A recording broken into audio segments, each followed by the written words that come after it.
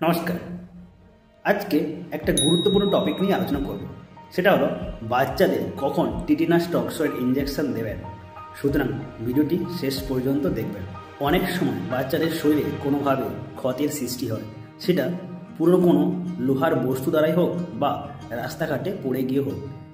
তখন কি বাচ্চাকে টিটেনাস টক্সয়েড ইঞ্জেকশন দেবেন, তা আজ এই ভিডিওতে বলবো।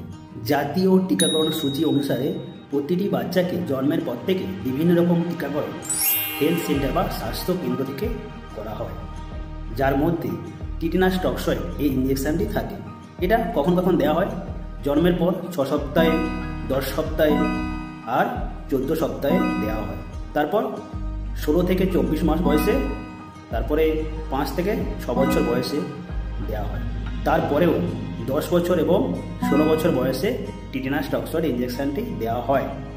সুতরাং শরীরের কোনো অংশে যদি কোনোভাবে ইনজুরি হয়, বাচ্চাদের এক্সট্রা করে টিটেনাস দেওয়ার কোনো দরকার নেই। তাহলে বাচ্চা যদি কোনো কারণে ইনজুরি হয়, কখন টিটেনাস ইঞ্জেকশন দেবেন? 1 নম্বর, যদি ভ্যাকসিনেশন স্ট্যাটাস ইনকমপ্লিট থাকে, মানে জাতীয় টিকাকরণ সূচি অনুসারে যেসব টাইমে টিটেনাস টক্সয়েড ইঞ্জেকশন দেওয়ার কথা, ওই সব টাইমে যদি আপনি বাচ্চাকে টিকাকরণ না করান, তাহলে অবশ্যই ইনজুরি হলে টিটেনাস নিতে হবে।